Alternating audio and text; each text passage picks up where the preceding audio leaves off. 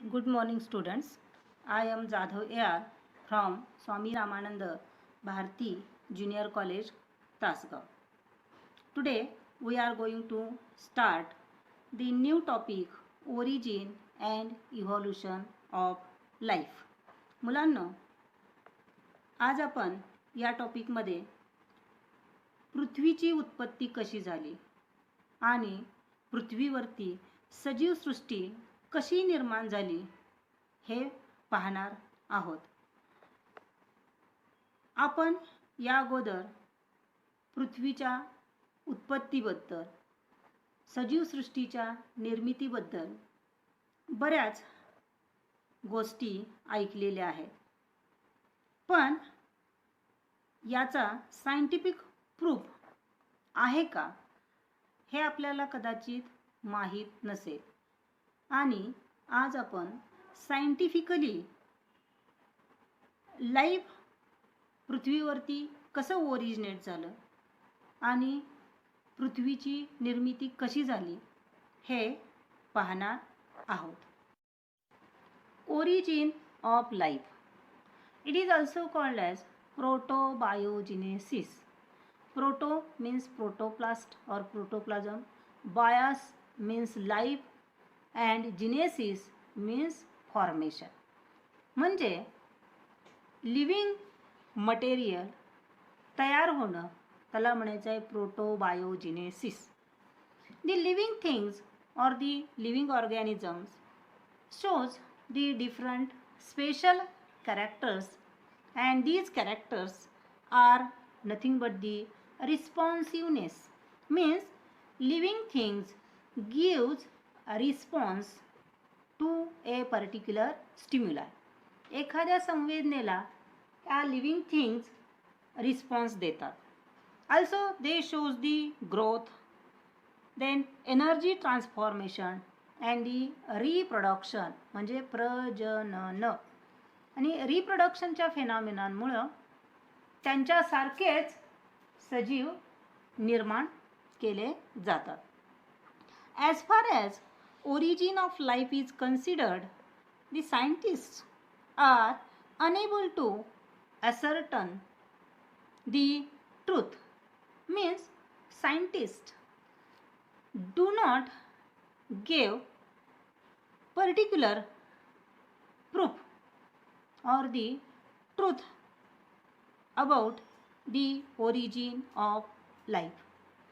To know about the origin of life is one of the interesting area. Various theories and the hypotheses have been proposed to explain the origin of life. And these theories are nothing but the theory of special creation, cosmologic theory, theory of spontaneous generation, theory of biogenesis. म्हणजे पृथ्वीवरती life originate कसं झालं ते सांगण्यासाठी वेगवेगळे hypothesis आणि theory propose केल्या गेल्या.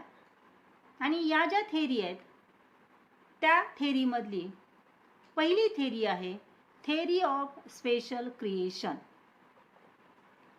It is the oldest theory of the origin of life and it is based on religious belief without any scientific proof. And this theory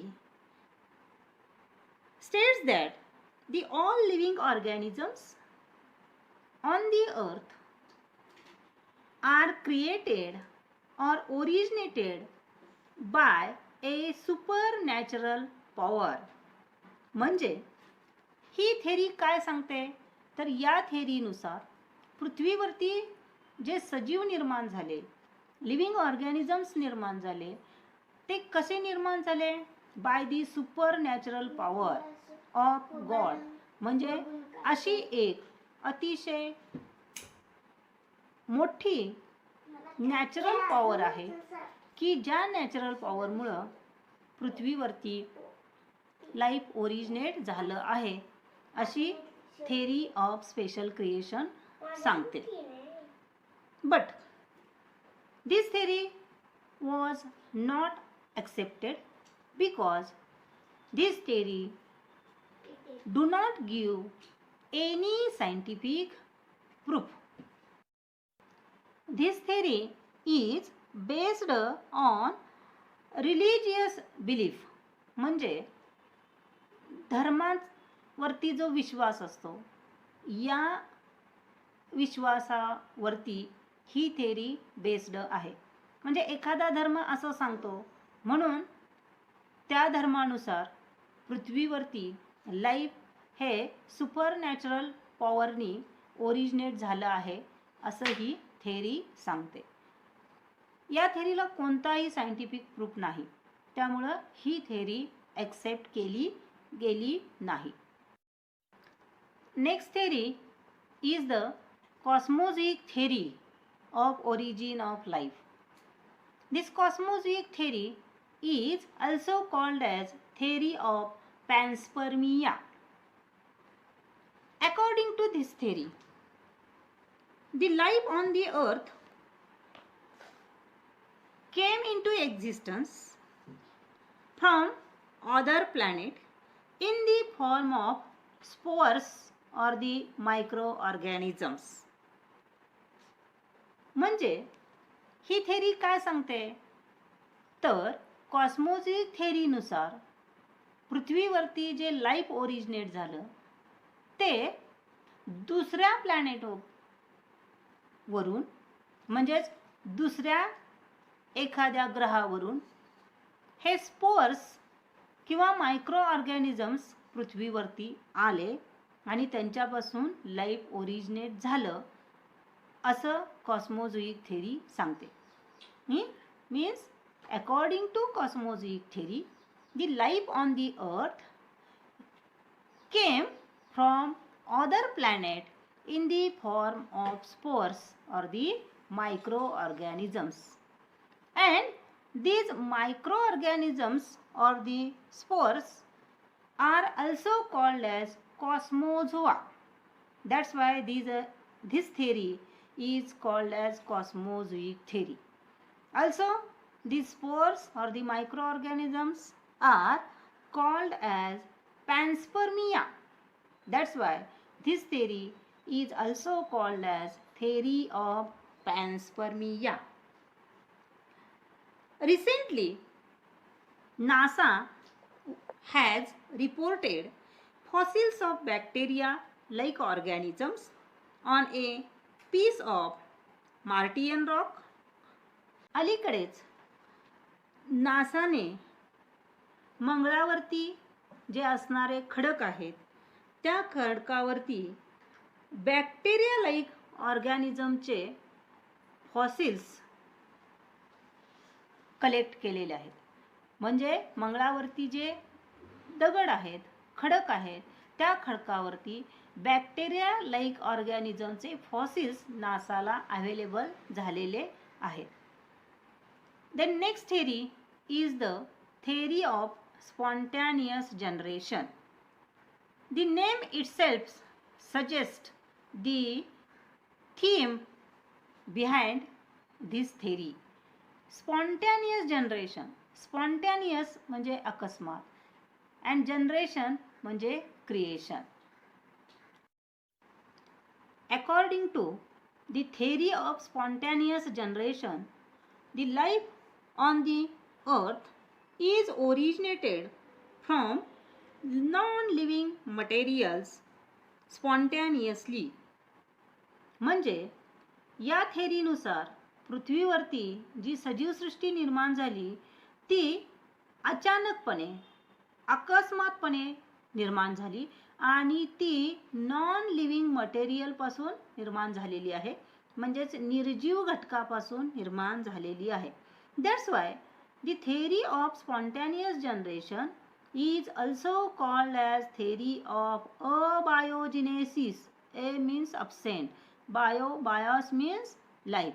म्हणजे निर्जीव घटकापासून जे सजीव नाहीत असे ते निर्जीव घटकापासून निर्जीव मटेरियलपासून सजीव सृष्टी निर्माण झालेली आहे असं ही थेरी सांगते. That's why it is called as theory of abiogenesis.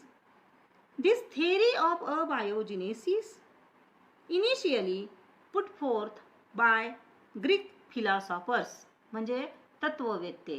ग्रीकमधले जे तत्ववेत्ते होते त्यांनी ही थेरी पुटफोर्थ केली. And also this theory was supported by the Aristotle.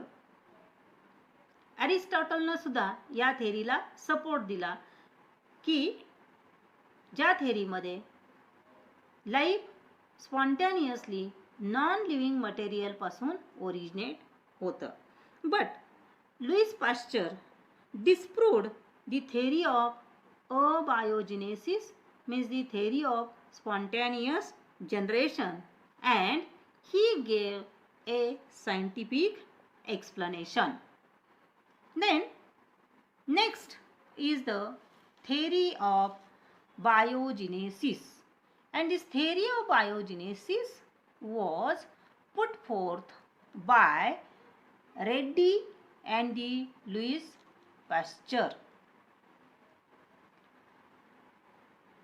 According to the theory of biogenesis, the life on the earth is originated from pre-existing life only.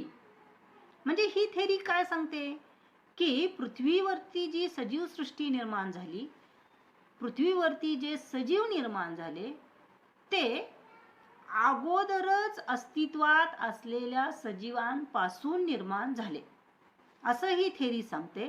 That's why it is called as theory of biogenesis. BIOS means life, म्हणजे सजीवापासून सजीव निर्माण झाले असं ही theory सांगते.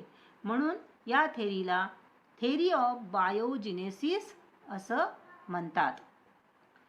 Ready and Louis Pasteur believed that the life on the earth arises from pre-existing life only and not from the non-living matter or the non-living material.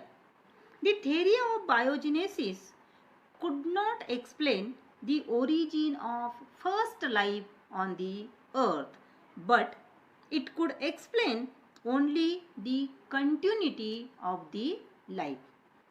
He theory of biogenesis आहे. ही theory पृथ्वीवरती पहिला सजीव कसा निर्माण झाला हे सांगू शकली नाही, पण ही जी सजीवांची सातत्यता आहे, म्हणजेच सजीव दुसरे सजीव निर्माण करतात आणि त्यांची जी जात आहे, त्यांची जी रेस आहे ती कंटिन्यू राहते. ही कंटिन्युटी जी आहे सजीवांच्या मधली ती ही थेरी एक्सप्लेन करू शकली. To give a scientific proof to this theory of biogenesis, Redi and Louis Pasteur conducted very simple experiments. First is the Reddy's experiment to explain the theory of biogenesis. Reddy selected few jars and he kept dead material, means the meat, in these jars. Then he covered some jars by lid or by a cotton cloth and remaining jars kept open.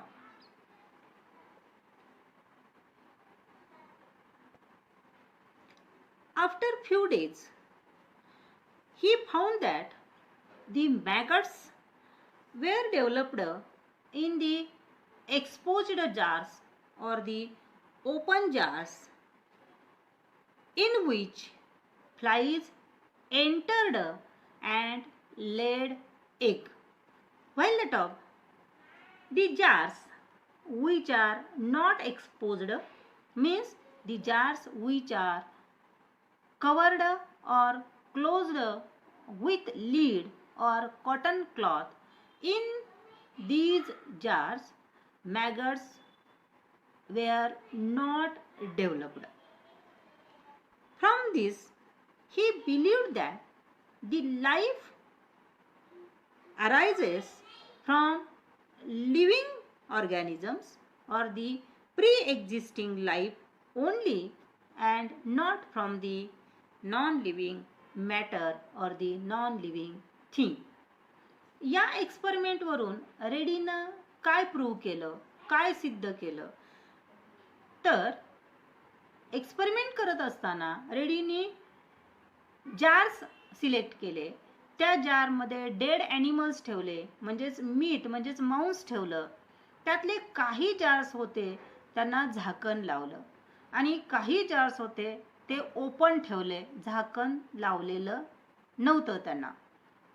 काही दिवसांनी त्याला असं लक्षात आलं की ज्या जार्सना झाकण लावलेलं आहे त्या जार्समध्ये मॅगट्स म्हणजेच आळ्या डेव्हलप झालेल्या नाहीत, लार्वी डेव्हलप झालेल्या नाहीत.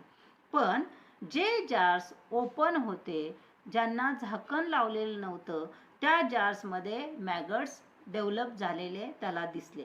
हे मॅगट्स कसे डेव्हलप झाले, तर हे जार्स ओपन असल्यामुळं ह्या ज्या फ्लाईज आहेत त्या फ्लाईज या जार्सच्या आतमध्ये गेल्या आणि जे मांस आहे त्या मांसावरती त्यांनी अंडी घातली आणि हीच अंडी डेव्हलप होऊन त्याच्या लार्वी तयार झाल्या, म्हणजेच मॅगट्स तयार झाल्या.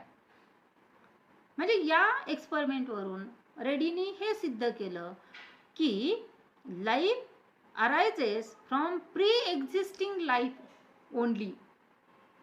पूर्वीचं जे अस्तित्वात असणारं सजीव मटेरियल आहे त्याच्यामधूनच सजीव निर्माण होतात आणि निर्जीवापासून सजीव निर्माण होत नाहीत, असं रेडीनी या एक्सपेरिमेंटवरून सांगितलं.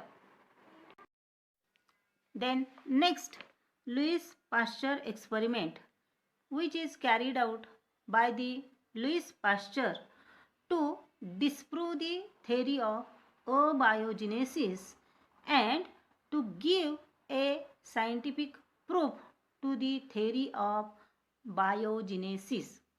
Louis Pasteur carried out a swan-necked experiment. त्यांनी जो एक्सपेरिमेंट कॅरी आउट केला त्याला स्वान नेक्ड एक्सपेरिमेंट असं नाव का दिलं, तर लुईस पाश्चरनी एक्सपेरिमेंट करण्यासाठी जे फ्लास्क सिलेक्ट केलेले होते त्या फ्लास्कची जी नेक आहे ती नेक स्वान नेक सारखी होती, म्हणजे हंस पक्षाची जशी नेक असते तशी ही नेक आहे, म्हणून या एक्सपेरिमेंटला स्वान नेक्ड एक्सपेरिमेंट असं नाव दिलेलं आहे. Louis Pasteur poured the mixture of sugar and yeast, which is called as broth, in the glass flask. Then he bent the long neck of this flask in S-shaped curve, which looks like a neck of the swan bird. Then he boiled this mixture which is taken in the flask. During the boiling, the air which is present in the flask and this neck is forced out. After that, he kept this flask as it is for few days. Then he found that the dust particles get settled in this U-shaped tube. Even though the air which is present outside is direct contact with this broth, there were no development of the microorganisms. Means after few days, Louis Pasteur do not found any growth of the microorganisms in this broth. Means this broth remains free from the microorganisms. Then later on, he removed the curved neck of this flask and allowed the direct contact of the microorganisms with this broth, means mixture of sugar and the yeast. Then after few days, he found that the microorganisms grow in the broth. From this experiment, he proved that the life is originated from the pre-existing life only and not from the non-living things or the non-living matter. हा जो Lewis पॉस्चरने experiment केला आहे तो अतिशय साधा आहे, सोपा आहे. त्यांनी या काचेच्या फ्लास्कमध्ये शुगर आणि ईस्टचं मिक्सचर घेतलं की ज्याला आपण ब्रॉथ म्हणणार आहोत आणि हे जे ब्रॉथ आहे ते ब्रॉथ बॉईल केलं. बॉईल केल्यानंतर हे जे कर्वड नेक असणारं फ्लास्क आहे त्यामधली एअर आणि ह्या फ्लास्कमधली एअर बाहेर फेकली जाईल आणि बॉइलिंगमुळं या ब्रॉथमध्ये ज्या ईस्ट सेल होत्या की ज्या लिव्हिंग होत्या त्या काय केल्या, मारल्या गेल्या. हा एक्सपेरिमेंटल सेटअप त्यांनी तसाच काही दिवस ठेवला. काही दिवसांनी त्याला असं आढळून आलं की डस्ट पार्टिकल्स या नेकच्या कर्व्ड रिजनमध्ये ॲक्युम्युलेट झालेले दिसले. बाहेरची एअर आणि हे जे ब्रॉथ आहे त्याचा डायरेक्ट कॉन्टॅक्ट इथं आहे. ही ट्यूब ब्लॉक नाही आहे, बंद नाही आहे, ओपन आहे. त्यामुळं एअरचा आणि या ब्रॉथचा डायरेक्ट कॉन्टॅक्ट आहे. असं असून सुद्धा या ब्रॉथमध्ये कुठलेही मायक्रो ऑर्गॅनिझम्स डेव्हलप झाले नाही. या ठिकाणी या ब्रॉथमध्ये मायक्रो ऑर्गॅनिझम्स का डेव्हलप झाले नाहीत, तर बाहेरच्या एअरमधले जे मायक्रो ऑर्गॅनिझम्स होते ते मायक्रो ऑर्गॅनिझम्स डस्ट पार्टिकल बरोबर या यू शेप्ड कर्वमध्येच जमा झाले, सेटल झाले. त्यामुळं या ब्रॉथमध्ये अगोदरच्या ईस्ट सेल होत्या त्या मेलेल्या होत्या आणि इथं कोणतंच लिव्हिंग मटेरियल नसल्यामुळं इथं मायक्रो ऑर्गॅनिझम्स डेव्हलप झाले नाहीत. त्यानंतर त्यांनी काय केलं, ही जी कर्व्ड नेक आहे ती कर्व्ड नेक काढून टाकली. त्यामुळं ह्या एअरमधले जे मायक्रो ऑर्गॅनिझम्स आहेत हे मायक्रो ऑर्गॅनिझम्स डायरेक्ट या फ्लास्कमधल्या ब्रॉथमध्ये मिक्स झाले, इथं सेटल झाले आणि त्यानंतर काही दिवसांनी लुईस पाश्चरला या फ्लास्कमधल्या ब्रॉथमध्ये मायक्रो ऑर्गॅनिझम्सची ग्रोथ झालेली पाहायला मिळाली.